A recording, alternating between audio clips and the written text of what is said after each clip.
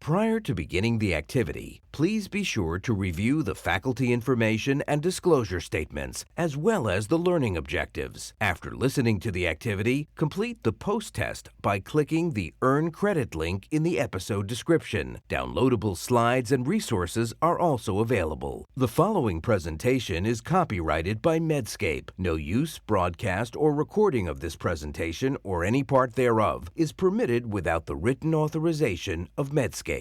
The following presentation is part of a certified educational activity provided by Medscape Education and supported by an independent educational grant from Stoke Therapeutics, Inc.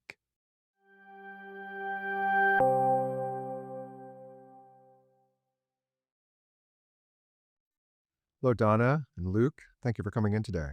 Thank you, Thanks, Dr. Chu. I wanted to talk to you both today because I understand that your daughter Kelsey has been having seizures. Yes, we're very concerned. The first time she had a seizure, it happened when she had a fever, and it's happened a few times again since then. Sometimes with a fever, sometimes not. It's so scary to see, and I don't know what happened. She seemed fine up until now. Donna's right. Everything seemed to be fine up until this point. I mean, Kelsey has been coming along like any other baby, and no one else in either of our families has ever had seizures that we know of. So we're really wondering what might be going on. I understand. I see here that the seizures look like they're happening on one side of the body with repeated jerking movements. Is that correct? Yeah, that's correct. And how long do these seizures usually last? Most of her seizures last 1 to 2 minutes when they occur without fever. Today, this seizure lasted more than 20 minutes, and they had to give her a medication to stop it in the emergency department. I didn't even know it was possible for children this young to have seizures. Kelsey's only 9 months old. I know that babies can sometimes have an episode with a fever, and I looked online and I saw that those kinds of seizures can happen when the child has an infection, but she hasn't had any infections lately. Yes, it's true that infections or fever can be one trigger for seizures, and we can consider ways to find out what exactly is going on with Kelsey. The first thing, of course, is to get her on a daily anti-seizure medication, hopefully to prevent more seizures. I'd also like to discuss using a rescue medication similar to what was given in the ED, and we should work together to create a seizure action plan, or SAP, to be sure you know when and how to use the rescue medication. Yes. Yes, I agree. Yeah, that seems like it would be a logical place to start, but will we also be able to find out what's causing her seizures at some point? I'd like to know what the issue is and see if there's any way we can treat it. Of course. I agree, we need to get to the bottom of this. I have a suspicion, but I'd like to also order genetic testing to be sure.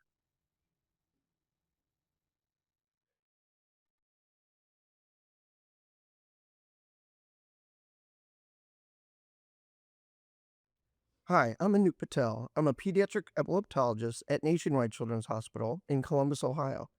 I think it's really important that when a child presents with a hemiclonic seizure, usually associated with fever and prolonged, that you think about Dravet syndrome.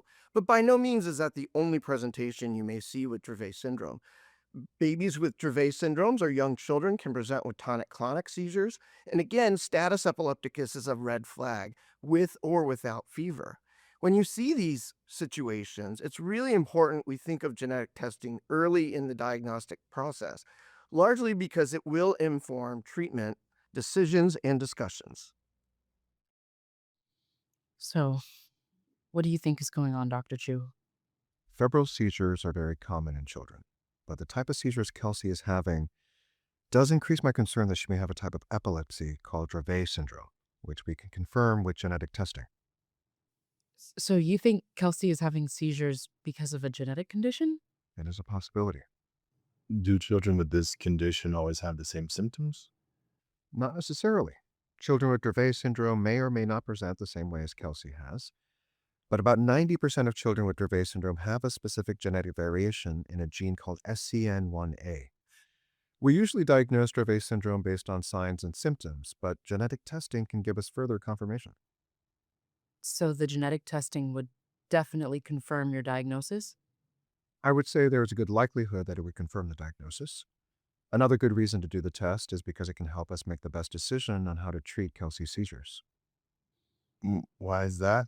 What does a genetic test have to do with treatment? Well, if Kelsey does indeed have Dravet syndrome, and if the test is positive for an SCN1A variant, there are some medications that may make the seizures worse. And I mentioned the rescue medications and SAP because many children with Dravet syndrome have prolonged seizures, which can occur in groups or clusters. So what would the next steps be for Kelsey? There are several types of testing we could consider, including epilepsy panels and whole exome sequencing. However, because Kelsey has been admitted to the hospital, we can offer a genetic test called whole genome sequencing, which has a fairly quick turnaround time of 2 to 3 weeks. This is a very comprehensive test that can help identify whether Kelsey has Dravet syndrome or other gene changes that are associated with epilepsy. We'll have you meet with a certified genetic counselor who can explain the test and what possible things can be found from this testing. And how would you do the test? Do you need a blood sample? Yes, we need a blood sample to do the test, but please don't worry. Our nurses are very experienced with taking blood samples from small children and infants. Okay. Well, I think we should do the genetic testing then. Don't you think? Yeah, I agree. Okay. Let's take a look and see when we can schedule the test. It looks like actually there's an opening.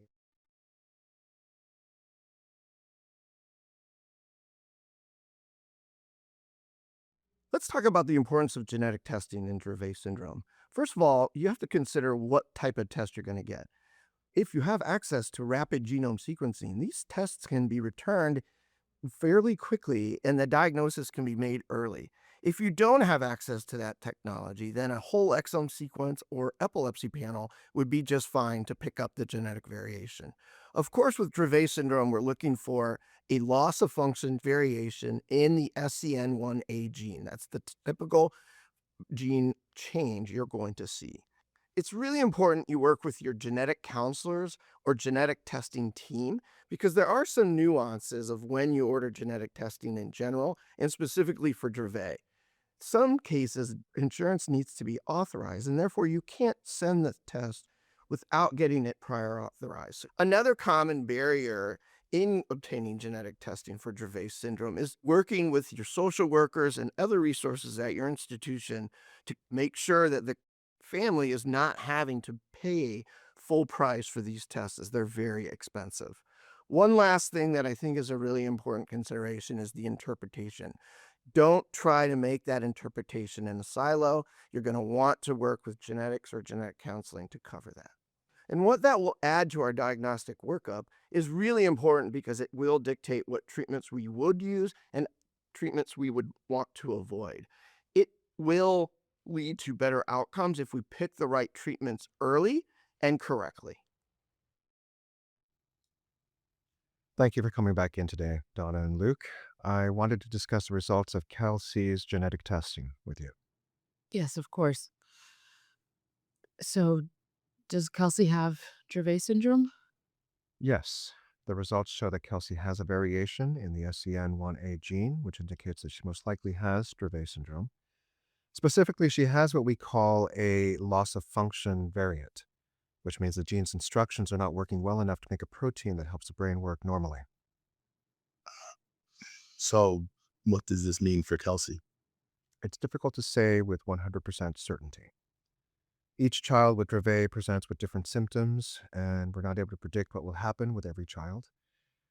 We will have you meet again with our certified genetic counselor who can explain the results in more detail and help answer any questions you might have. I think that would be a good idea. I have so many questions. So will Kelsey keep having seizures even with the medication? Yes, although the type of seizure could change with time and additional seizure types may emerge. What we commonly see in children with Dravet is that they continue to have seizures with fever and seizures without fever as they get older. The treatment we started focuses more on what we call generalized tonic-clonic seizures, especially those that occur at night. because they could increase Kelsey's risk for sudden unexpected death in epilepsy, or SUDEP. I was looking up Dravet syndrome online and I read about this. It sounds very scary. Does this mean that Kelsey is going to leave us? I know this is hard to discuss, but I can tell you that while the risk of SUDEP is increased in children with Dravet, it's not a highly likely scenario. There is still a significant risk, but with the daily anti-seizure medication and the rescue medication I'm prescribing, hopefully that will reduce the likelihood even further. But it's good that we discuss SUDEP now and prepare together for the possibility. Okay, so there's a risk, but the medications can help. Are there other things we can do? The use of seizure monitoring devices can also be helpful. And remember, starting the right treatments early on can help improve health outcomes for children with Dravet. These medicines will not cure Kelsey, but they may make the seizures shorter, or they might lengthen the time between seizures to help her recover better. And yes, taking these treatments may also decrease Kelsey's risk of SUDEP. Okay. What else do we need to be thinking about for Kelsey? Well, we need to follow her developmental milestones going forward to see if she's experiencing any delays or loses skills. If she happens to fall behind other children her age, we will need to adjust her treatment to accommodate this change. She may start to experience some learning delays between the ages of 1 and 2, which is common in children with Dravet. Is this something that's lifelong, these developmental delays? Yes, people with Dravet syndrome experience moderate to profound intellectual and developmental disabilities throughout their lifetime. The degree of disability tends to level off during the early years, but the gap between Kelsey and her peers without Dravet will likely continue to widen as she gets older. Okay. That's that's good information to have. This is an awful lot to take in. I know, and I understand. So let's discuss a little more, and I'll give you some resources to take home and the names of a few genetic counselors who can help you. I can also recommend a few support groups for parents of children with Dravet. If you like, the Dravet Syndrome Foundation is a good place to start. I think that's a good idea. Thank you. And of course, please call anytime if you have any questions or concerns. Okay? Yes, thank you.